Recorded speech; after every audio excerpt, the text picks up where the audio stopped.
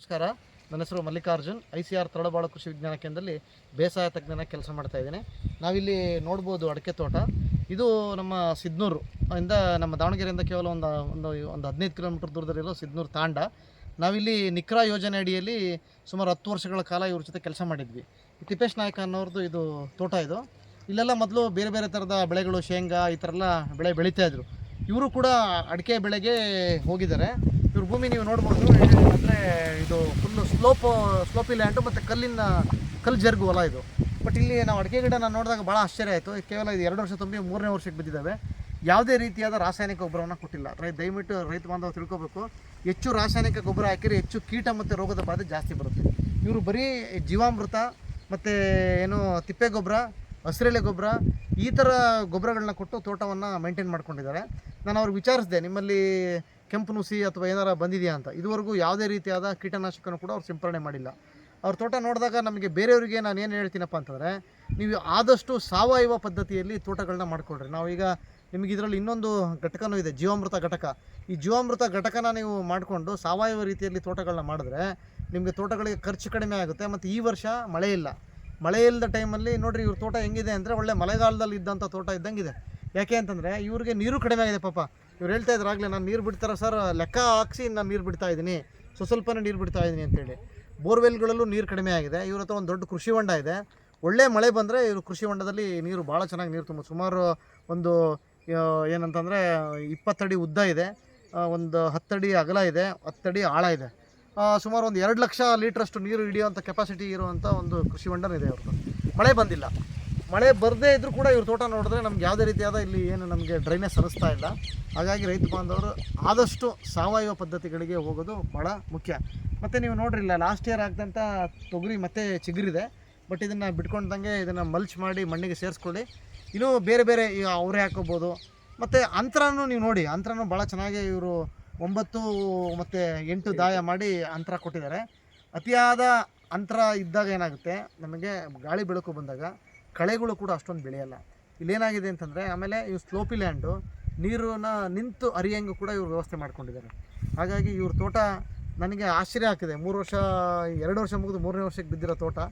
ಹಿಂಗೆ ಬೇರೆ ರೈತರು ಕೂಡ ಡ್ರೈಲ್ಯಾಂಡಲ್ಲಿ ಇರುವಂಥ ಫಾರ್ಮರ್ಸು ಈ ತಂತ್ರಜ್ಞಾನನ ಫಾಲೋ ಮಾಡೋದು. ನನ್ನ ಹೆಸರು ತಿಪ್ಪೇಶ್ ನಾಯಕ್ ಅಂತೇಳಿ, ಸಿದ್ನೂರು ತಾಂಡ, ದಾವಣಗೆರೆ ತಾಲೂಕು, ದಾವಣಗೆರೆ ಡಿಸ್ಟಿಕ್ಕು. ಸರ್, ಇದು ಕೆಲವರು ಮಾಡ್ತಾರೆ 4-5 ವರ್ಷಕ್ಕೂ 5 ವರ್ಷಕ್ಕೂ 6 ವರ್ಷಕ್ಕೆ ತೋಟ ಇದ್ರೂ.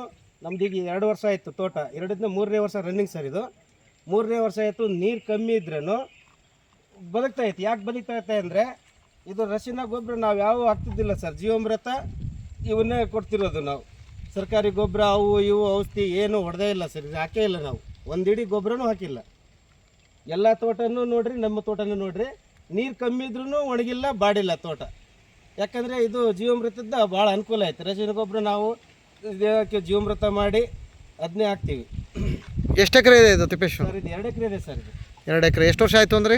ಸರ್, ಈಗ 3ನೇ ವರ್ಷ ಚಾಲ್ತಿ ಸರ್. 3ನೇ ವರ್ಷ. ಯಾವ ರಾಸಾಯನಿಕ ಗೊಬ್ಬರ ಕೊಟ್ಟಿಲ್ಲ? ಯಾವ ರಾಸಾಯನಿಕ ಗೊಬ್ಬರ ಕೊಟ್ಟಿಲ್ಲ. ಇವತ್ತಿನವರೆಗೆ ಯಾವ ಗೊಬ್ಬರನೂ ಬೇರೆ ಹಾಕಿಲ್ಲ. ಒಂದು ಇಡೀ ಮಣ್ಣು ಇದು ಹಾಕಿಲ್ಲ, ನಾನು ಮಣ್ಣು ಸಮೇತ ಏರ್ಸಿಲ್ಲ ಸರ್. ಹಾಂ. ಏನು ಕೆಂಪು ನುಸಿ ಆ ಥರ ಏನಾದ್ರು ಪ್ರಾಬ್ಲಮ್ ಇದೆಯಾ? ಏನೂ ಇಲ್ಲ ಸರ್, ಕೆಂಪು ನುಸಿ ಏನೇನು ಪ್ರಾಬ್ಲಮೇ ಇಲ್ಲ ಸರ್. Very good. ಏನು ಟೋಟಲಿ ಏನೇನು ಬಂದಿಲ್ಲ. ಇದನ್ನ ಹಾಕ್ತಿರೋದಕ್ಕೆ ಏನಿಲ್ಲ. ಕೆಲವರು ನವಸೆ ಆಗಿದಾವೆ ಸರ್. ಅವ್ರ ರಾಸಾಯನಿಕ ಗೊಬ್ಬರ ಅವೆಲ್ಲ ಬೇಜಾನ್ ಗೊಬ್ಬರ ಹಾಕ್ತಿದ್ದಾರೆ. ಅವರೆಲ್ಲ ಕೆಂಪು ಸಿಡಿ ಆಗಿದಾವೆ. ನಮ್ಮಂತೂ ಎಲ್ಲೆಲ್ಲಿ ಕೆಂಪು ಸಿಡಿನೇ ಇಲ್ಲ ಸರ್. ಅಂತರ ಬೆಳೆಗಳು ಏನು ಮಾಡ್ಕೊಂತೀವಿ ಅದ್ರೊಳಗೆ? ಸರ್, ತೊಗರಿ ಹಾಕಿದ್ದೀನಿ ಸರ್. ಈ ಸಲ ತೊಗರಿ ಹಾಕಿದ್ದೆ, ಹೋದ ವರ್ಷ ಶೇಂಗಾ ಹಾಕಿದ್ದೆ. ಇದರಲ್ಲಿ ತೊಗರಿ ಶೇಂಗಾ ಮಾಡೇನಿ ಸರ್, ಬೇರೆ ಏನು ಮಾಡಿಲ್ಲ. ಈಗ ಹೊಡೆದಿಲ್ಲ ಅವಲ್ಲ, ನೀ ಮಳೆ ಬರಲಿಲ್ಲಲ್ಲ, ಹೊಡೆದೇ ಇಲ್ಲ ಅವಲ್ಲ. ಹಂಗೈತಿ, ಹೊಡಿಬೇಕು. ಹೊಡೆದು ಮತ್ತು ತೊಗರಿ ಹಾಕ್ತೀನಿ ಸರ್. ನೀರು ಹೆಂಗೆ ಕೊಡ್ತೀಯಾ? ಸೀರೆ ಡ್ರಿಪ್ ಮುಖಾಂತರ ಕೊಡ್ತೀವಿ ಸರ್. ಅದು ಸ್ವಲ್ಪ ನೀರು ಒಂದು 10 ನಿಮಿಷ ಬಿಡ್ತೀನಿ ಸರ್. ಒಂದೊಂದು ಗಿಡಕ್ಕೆ ಒಂದು ಸ್ವಲ್ಪ ಒಂದೊಂದು 2 ಲೀಟ್ರ್ ಹೋಗ್ಬೋದು ಸರ್ ಅಷ್ಟೇ. ಯಾಕೆ ಬೋರ್ವೆಲ್ಗಳು? ಬೋರ್ವೆಲ್ ಭಾಳ ಕಮ್ಮಿ ಸರ್. ಬೋರ್ವೆಲ್ ಐತೆ 2, ಅದ್ರ ಉಪಯೋಗ ಇಲ್ಲ ಸರ್. ಬೋರ್ವೆಲ್ ನೀರೇ ಇಲ್ಲ. ಭಾಳ ಕಮ್ಮಿ ಅಂದ್ರೆ ಭಾಳ ಕಮ್ಮಿ. ಅದ್ರಾಗೆ ಒಂದೊಂದು 10 ನಿಮಿಷ ಬಿಟ್ಟು ಬದುಕ್ಸೋದೀನಿ. ಜೀವಾಮೃತ ಅವ್ನು ಹಾಡ್ಕೊಂಡು ದಿನ 1 ಲೀಟ್ರ್ ಅವನು ಕೊಡ್ತೀನಲ್ಲ, ಹಂಗಾಗಿ ಮೇಂಟೈನ್ ಆಗ್ತದೆ ಸರ್. ಮಳೆ ಇದಾಗಿದ್ದ ಹೊಡೆದು ಎಲ್ಲ ಬಿತ್ತು ಮತ್ತೆ ಇದು ಮಾಡ್ಬೇಕು. ಇದ್ರಾಗ ಏನು ಹಾಕಿಲ್ಲ ಸರ್. ಈಗ ತೊಗರಿ ಹಾಕ್ಬೇಕಂತ ಮಾಡೀನಿ ಸರ್. ತೊಗರಿ ಬೀಜನ ತಂದು ಇಟ್ಕೊಂಡಿನಿ. ಮಳೆ ಬರಲಿಲ್ಲದಕ್ಕೆ ಹೊಲನೇ ಹೊಡೆದಿಲ್ಲ, ಹಂಗೈತೆ ಸರ್ ಅದ್ರಲ್ಲಿ. ಓಕೆ. ಅಲ್ಲಿ ನಿಕ್ರಾಜ್ನಲ್ಲಿ ಮಾಡಿರೋದು ಪವರ್ ಪಾಯಿಂಡು ಹಂಗೈತೆ ಸರ್. ಅದು ನಮ್ಮ KVK ಇದರಿಂದ ಮಾಡಿಸಿರೋದು ಒಳ್ಳೆ ಪಾಯಿಂಟ್. ಅಲ್ಲಿದ್ದ ಒಳ್ಳೆ ಅನುಕೂಲ ಆಯ್ತು ಸರ್ ನಮಗೆ. ರಾಗಿ ಅವು ಬೇಸಿಗೆ ಬೆಳ್ಕೊಂಡು ಹಾಕೋ ಮಿಷಿನು ಇತ್ತು. ಮಿಷಿನು ಕೊಟ್ಟಿದ್ರು, ಅದನ್ನೆಲ್ಲ ಹೊಡ್ಕೊಂಡು ಬೆಳ್ಕೊಂಡಿನಿ ಸರ್. ಅದರಲ್ಲಿ ಕೃಷಿ ಹೊಂಡ ಐತೆ ಸರ್. ಕೃಷಿ ಹೊಂಡ ಅದು ಒಳ್ಳೆ ಅನುಕೂಲನೇ ಐತಿ. ಅದಕ್ಕೆ ಬೋರ್ ರೀಚಾರ್ಜೂ ಆಯ್ತು ಸರ್. ಬೋರ್ ಬಂದಾಗಿರೋದು ಬೋರ್ ಹೊಂಡ ಮಾಡಿದ್ದಕ್ಕೆ ಬೋರ್ ರೀಚಾರ್ಜ್ ಆಯಿತು. ಅದರಿಂದ ನಮ್ಮ ತಳಬಾಳ ಕೃಷಿ ಕೇಂದ್ರದ್ದು ಒಳ್ಳೆ ಅನುಕೂಲ ಮಾಡಿಕೊಟ್ಟಾರೆ ಸರ್ ನಮಗೆ. ಚೆನ್ನಾಗೈತೆ ಅದು ಹೊಂಡನೂ ಹಂಗೈತಿ. ಅದ್ರಾಗ ನೀರು ಇದ್ರೆ ಮತ್ತೆ ಹೊಡ್ಕೊಳಕ್ಕೆ ಬರ್ತೈತಿ ಅಂತೇಳಿ ಹಂಗೆ ಬಿಟ್ಕೊಂಡಿನಿ ಸರ್. ಓಕೆ. ಜೀವಾಮೃತ ಮಾಡೋಕೆ ನಾವು ಡ್ರಮ್ನಾಗ ಹಾಕ್ಯಂಡು ಮಾಡ್ತಿದ್ವಿ ಸರ್. ಅದನ್ನು ಅವರು ಬಯೋಟಿಸ್ಮೆಂಟ್ ಮಾಡ್ಕೇಳ್ರಿ ಭಾರಿ ಅನುಕೂಲ ಆಕತಿ. ಇದರದ್ದು ಒಳ್ಳೆ ಇದಾಕತ್ತಂದ್ರು ಮಾಡಿ ನೋಡಿದೆ ಸರ್. ಅಡಿಕೆ ಗಿಡಕ್ಕೆ ಹಾಕ್ತಾ ಇದ್ದೀನಿ. ಅಡಿಕೆ ಗಿಡ ಪರವಾಗಿಲ್ಲ, ಚೆನ್ನಾಗಿ ಕಲರ್ ಆಗ್ತಾಯಿತಿ. ಮಳೆ ಕಮ್ಮಿ ಆದ್ರೂ ಕೂಡ ಮಳೆಗೆ ಸುಧಾರಿಸ್ಕೊಂತ ಐತಿ ಇದನ್ನ ಹಾಕಿದ್ಮೇಲೆ. ಭಾಳ ಮಳೆ ಕಮ್ಮಿ, ನೀರು ಕಮ್ಮಿ, ನಮ್ಮ ಬೋರ್ ನೀರಿಲ್ಲ. ಆದರೂ ಸ್ವಲ್ಪ ಮೇಂಟೈನ್ ಮಾಡಿದ್ರೂ ಗಿಡ ಬಾಡಲಿಲ್ಲ. ಗಿಡ ಕಲರ್ ಚೆನ್ನಾಗದಾವ ಸರ್. ಒಳ್ಳೆ ಅನುಕೂಲ ಆಗ್ತೈತೆ ಸರ್. ಇದರಿಂದ ಚೆನ್ನಾಗೈತೆ. ಮತ್ತು ಇದನ್ನ ಜೀವಾಮೃತ ಇದು ಮಾಡ್ಕೊಂಡು ಇದನ್ನೇ ಮಾಡಿ ಜೋಳಕ್ಕೆ ಸ್ಪ್ರೇ ಮಾಡಿದ್ರೆ ಚೆನ್ನಾಗಿ ಬರ್ತೈತೆ ಅಂದರು. ಈ ವರ್ಷ ಮಾಡಿ ನೋಡೋಣ ಅಂತ ಮಾಡ್ಕೊಂಡಿನಿ ಸರ್. ಅನುಕೂಲಾಗಿ ನೋಡೋಣ. ಇದ್ರ ಅನುಕೂಲ ಐತಂತ ಅನ್ಸ್ಕೊಂಡು ಮಾಡಿದ್ದೀನಿ ಸರ್. ಒಳ್ಳೇದಾಗ್ಬೋದು ನೋಡೋಣ. ಮುಂದೆ ಜೋಳ ಹೊಡೆದು ನೋಡಿದ್ವಿ. ಇವತ್ತು ಅಡಿಕೆಗೆ ರಿಸಲ್ಟ್ ಗೊತ್ತಾಗೈತೆ ಸರ್. ಹೌದಾ? ಗಿಡನೇ ಕಲರ್ ಬರ್ತಾಯಿತ್ತು ಸರ್. ಹಾಂ ಹೇಳಿ ಸರ್. ಇದನ್ನ ಮಾಡಿ 45 ದಿವಸಕ್ಕೆ ತೆಗೀರಂತ ಹೇಳಿದ್ರು. ಹಾಂ. 45 ದಿವಸಕ್ಕೆ ತೆಗೆದು ಇದು ಮಾಡಿದೆ ಸರ್. ಒಂಥರ ಜೀವಾಮೃತ ಅಂದರೆ ಒಂಥರ ಸ್ಮೆಲ್ಲು ಚೆನ್ನಾಗೈತಿ. ಇದು ಒಳ್ಳೆ ಚೆನ್ನಾಗೈತಿ. ನಾವು ಡೈರೆಕ್ಟ್ ಗೋತಾ ಕೊಡೋದಕ್ಕೂ ಇದಕ್ಕೂ ಭಾಳ ಇಂಪಾರ್ಟೆಂಟ್ ಇದೈತೆ ಸರ್ ಇದು. ಓಕೆ. ಇದು ಸೋಸಿ ಕ್ಲೀನಾಗಿ ಕೊಡ್ತೈತೆ ಸರ್. ಇದು ಡ್ರಿಪ್ಪಿಗೆ ಬಿಟ್ಕೊಂಡ್ರೆ ಬಿಡ್ಬೋದು. ನಾವು ಡ್ರಿಪ್ಪಿಗೆ ಬಿಡ್ತಿಲ್ಲ ಸರ್. ಮತ್ತೇನು ಸೋಸಂಗಿಲ್ಲಲ್ಲ ಇದು? ಇದೇನು ಸೋಸಂಗಿಲ್ಲ ಸರ್. ಮತ್ತೇನು ಸೋಸಂಗಿಲ್ಲ. ಇದ್ರಾಗೆಲ್ಲ ಸ್ವಚ್ಛಾಗಿ ಬಿಡ್ತದೆ ಸರ್ ಇದು. ಈಗ ನಾವು ಡೈರೆಕ್ಟ್ ಗೋತಾ ಹಾಕಿದ್ರೆ ಅದ್ರಾಗೆಲ್ಲ ಕಸರು ಪಸರು ಎಲ್ಲ ಬರ್ತಿರ್ತಾವೆ. ಇದರಲ್ಲಿ ಏನು ಬರಲ್ಲ. ಇದು ಒಳ್ಳೆ ಚೆನ್ನಾಗಿ ಬರ್ತದೆ ಸರ್. ಇದು ಒಳ್ಳೆ ಸ್ವಚ್ಛ ಬರ್ತೈತಿ. ಇದು ಏನಿಲ್ಲ, ಡೈರೆಕ್ಟ್ ಬಿಡ್ಬೋದು. ಇಲ್ಲ ಅಂದ್ರೆ ಹಂಗೆ ಹಾಕೋಬೋದು ಸರ್.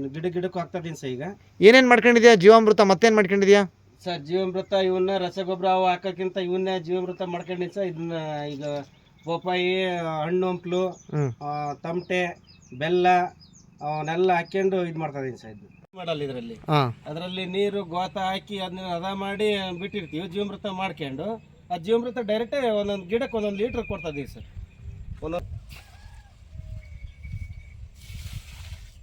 ಆ್ಯಕ್ಚುಲಿ ನೀರೇ ಇಲ್ಲ. ಬಡಭೂಮಿ ಅಂದ್ರೆ ಬಡಭೂಮಿ ಆಗೈತೆ ಇದು. ಆದರೂ ಇವಕ್ಕೆ ನೀರು ಕಡಿಮೆ ಇದ್ರೂ ಜೀವಾಮೃತ ಒಳ್ಳೆ ಅನುಕೂಲ ಐತಿ. ಓಕೆ.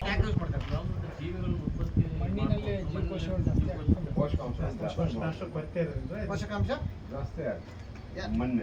ಮಣ್ಣಲ್ಲಿ ಜೀವಾಮೃತ ಹಾಕಿದ್ರೆ ಹೆಂಗೆ ಫಲವತ್ತತೆ ಅಂತಂದ್ರೆ ಆಟೋಮೆಟಿಕ್ ತಾನ ಉತ್ಪಾದನೆ ಜೀವಕೋಶಗಳು ಅಲ್ವಾ?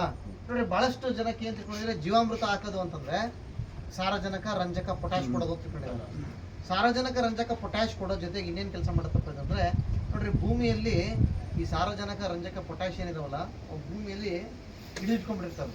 ಅಂದ್ರೆ ಜೀವಾಣುಗಳು ಕೆಲಸ ಮಾಡ್ತಿರಲ್ಲ. ಯಾಕಂದ್ರೆ ನಾವು ಯಾರು ತಿಪ್ಪೆ ಗೊಬ್ಬರ ಹೊಡೆಯಲ್ಲ, ಏನು ಹೊಡೆಯಲ್ಲ. ನಾವು ಅದನ್ನ ಫಿಕ್ಸ್ಡ್ ಅಂತೀವಿ.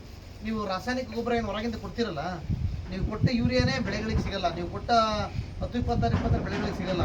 ಹೋಗಿ ಸಿಗರೂಪ ಆಗಬೇಕು. ಸಿಗರೂಪ ಆಗಿ ಒಬ್ಬ ಕೆಲಸ ಮಾಡ್ಬೇಕಲ್ಲಿ. ಅವನು ಯಾರಪ್ಪ ಅಂದ್ರೆ ಜೀವಾಣುಗಳು. ಆ ಜೀವಾಣುಗಳಿಗೆ ಊಟ ಇಲ್ಲ. ಆ ಜೀವಾಣುಗಳು ಊಟ ಇಲ್ಲದಕ್ಕೆ ಏನಾಗಿದೆ, ನೀವು ಭಾಳಷ್ಟು ರೈತರು ಕಂಪ್ಲೇಂಟ್ ಮಾಡ್ತಾರೆ, ಸರ್ ನೀವು ಹೇಳಿದಷ್ಟೇ ಗೊಬ್ಬರ ಹಾಕ್ತೀವಿ, ಬೆಳೆ ಚೆನ್ನಾಗಿ ಬರ್ತಾ ಇಲ್ಲ ಅಂತ. ಅದಕ್ಕೆ ಭೂಮಿಯಲ್ಲಿ ಆಲ್ರೆಡಿ ಹಿಡಿದಿಟ್ಕೊಂಡಿದೆ, ಫಿಕ್ಸ್ಡ್ ಅಂತೀವಿ. ಈ ಫಿಕ್ಸ್ಡ್ ಆಗಿರೋಂಥ ಬೆಳೆಗಳಿಗೆ ಸಿಗರೂಪ ಮಾಡೋಂಥ ಕೆಲಸ ಯಾವಾಗ ಮಾಡ್ತಾರೆ, ಈ ಜೀವಾಮೃತ ನೀವು ಹಾಕ್ತಿರಲ್ಲ, ಈ ಸಂಖ್ಯೆ ಪೋಸ್ಟ್ ಮ್ಯಾನ್ ಕೆಲಸ ಕರೆಕ್ಟ್. ಈ ಜೀವಾಣುಗಳ ಸಂಖ್ಯೆ ದ್ವಿಗುಣ ತ್ರಿಗುಣ ಆಗ್ತದೆ. ಈ ಜೀವಾಣುಗಳ ಸಂಖ್ಯೆ ಜಾಸ್ತಿ ಆದಾಗ ಏನಾಗುತ್ತೆ, ಈ ಫಿಕ್ಸ್ಡ್ ಇರೋವನ್ನ ಅವ್ರ ಜೊತೆ ಅದು ಕೆಲಸ ಮಾಡಿ ಇವನ್ನ ಬಿಡುಗಡೆ ಮಾಡ್ತಾರೆ. ಈ ಜೀವಾಮೃತ ಹಾಗೆ ಕೆಲಸ ಮಾಡ್ತಾರೆ. ನಾವು ರೈತರು ಏನು ತಿಳ್ಕೊಬೇಕು ಅಂದರೆ, ಜೀವಾಮೃತ ಅಂತಂದರೆ ಒಂದು ನಮಗೆ ಮಣ್ಣಿಗೆ ಆರೋಗ್ಯನ ವೃದ್ಧಿ ಮಾಡೋಕ್ಕೆ ಮೇನ್ ಇದು. ಮಣ್ಣಿನ ಆರೋಗ್ಯ ಡಬಲ್ ತ್ರಿಬಲ್ ಮಾಡುತ್ತೆ. ಈಗ ಆರ್ಗ್ಯಾನಿಕ್ ಕಾರ್ಬನ್ ಅಂತೇಳಿ ಎಲ್ಲರೂ ಹೊಡೆದಾಡ್ತಿದ್ದಾರೆ. ಆರ್ಗ್ಯಾನಿಕ್ ಕಾರ್ಬನ್ ಜಾಸ್ತಿ ಇರ್ಬೇಕು ಮಣ್ಣಲ್ಲಿ.